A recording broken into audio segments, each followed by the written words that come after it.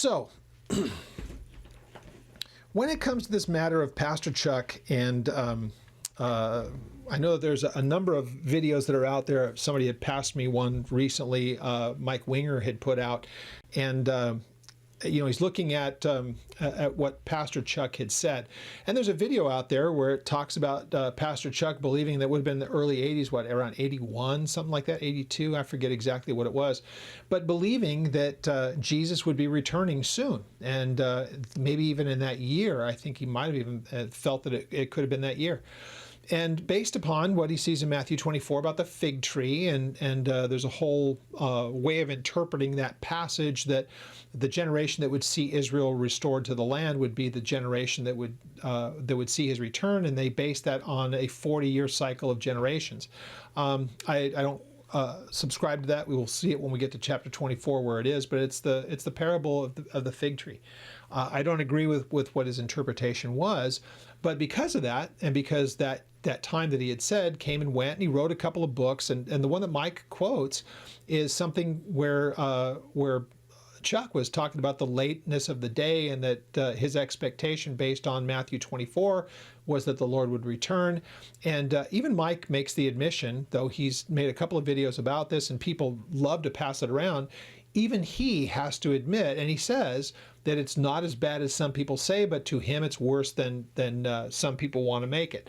Ultimately, he reads a little bit of an excerpt from a book that Pastor Chuck had written, and again, it's based on that passage in Matthew 24 about the parable of the fig tree, and his belief that you can take it from the founding of the nation of Israel from 1948 onward from that point, that add to it, and so not 81, it would have been late 80s.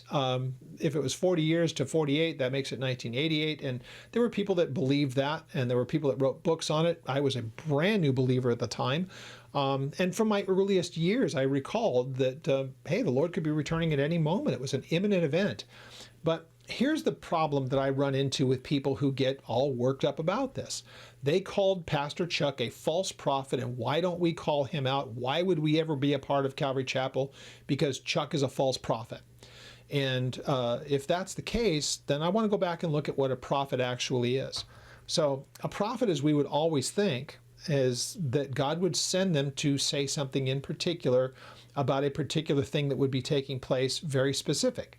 So if a prophet was going to say something, it would sound something like this. If a prophet was going to say, let's take, for instance, the rapture, and we do have these people among us that will actually say this is the date of the rapture. Harold Camping was one. Usually in the fall, we'll have those at the time of the feasts. We'll have the fall people. Well, we've done the calculations, and it's going to be this year during the Feast of Tabernacles or whatever a case may be. And they will give their prediction, and that time always comes and goes. It's when they say, "Thus says the Lord," that's what a prophet would say. So go back and look at all those times that the prophets in the Old Testament would say, "Thus says the Lord, this is going to take place," and you'll know exactly when it is. Sometimes it was very date specific. In Chuck's part, he was never saying "Thus says the Lord has shown me, and I'm here to tell you what he told me, and you need to hear this because this is directly from him." Chuck never did that. Chuck basically said, based on what I see here in Matthew 24, I believe the generation that saw Israel come back into the land is going to be the generation who sees it. I base that on 40 years from 1948. Therefore, it's going, I believe that the rapture would happen this year.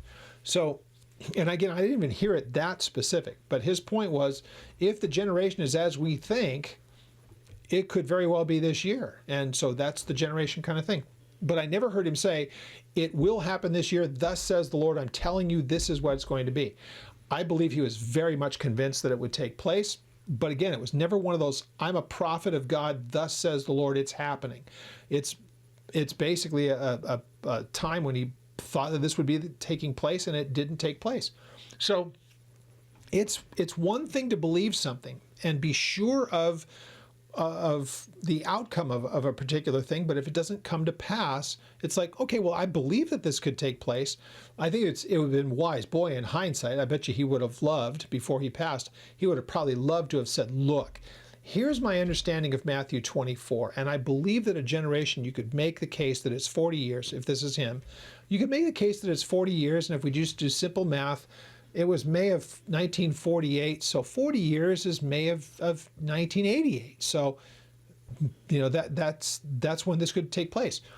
But he would have been wise to say, but if it's not a generation as I think, or if for some reason what I'm reading in Matthew is not exactly accurate, 88 is going to come and go, 89 will come and go, and all the rest of that, and ultimately nobody could actually know the day or hour. That's why you never heard him say, thus says the Lord, that Jesus is going to return on May the 14th of 1988. He never would have said that.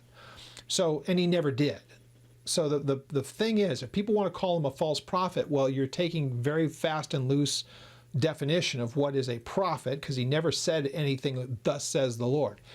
I think it is a very good thing, especially when we're talking about things like the return of the Lord, that we are really careful with things like that.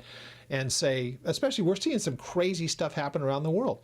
But ultimately, when it comes to things like the rapture, it's an imminent event. It could happen at any time. Ever since I've been a believer, we've been talking about that the Lord could return and that there's really nothing that has to take place.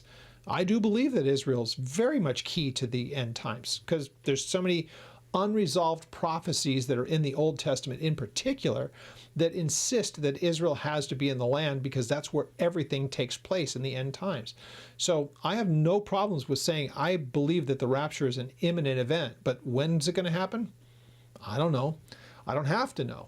I can look around the world and say, doesn't seem like it's that far down the road, but if we're here 20 years from now, if I'm here 20 years from now, all I would be able to say is that it didn't happen as soon as I thought that it would, but it's going to happen eventually. So I don't lose much sleep over that whole thing. But again, addressing the whole thing with Pastor Chuck and the false prophecy and the date setting of Pastor Chuck, you're playing really loose with the definitions. So was he incorrect? Clearly.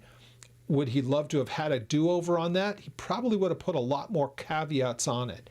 But I still would say, if it was right now, here it is, 2026. Hey, the Lord could return at any moment. I see a lot of things lining up that make me believe that it could be very, very soon. But it may not be. I may be wrong in my assessment of these things. And this I know, God is long-suffering. And he is putting up with a lot of things and has been for a couple thousand years. So he'll get here when he's ready. The rapture is not a date, it's an event, and it will happen when he's ready for it to happen. That's the plain, simple truth of it. Do I reject Pastor Chuck as a false prophet? No. He didn't do the prophet kind of a thing. He shared with people what he thought based on what he saw in the text, but he never set a date and said it's going to happen without, beyond the shadow of a doubt. He may have believed it, but he never said it in such a way, and he never claimed that God told him to say it. Nothing that I've ever seen. So I've looked, and again, the books, even Mike Winger flat out said, it's not as bad as some people say, but in his estimation, it was worse than some people would want to make it. I think it's just kind of right in the middle of the whole thing. So wanted to address that, especially in light of the Calvary Chapel stuff that we've been doing. If you have any questions on any of that, you know how to get a hold of me. Do so through the ministry's website, oldpaththeology.net. And we're going to pick up going through the kingdom parables in Matthew chapter 13 next week, and we'll pick it up there.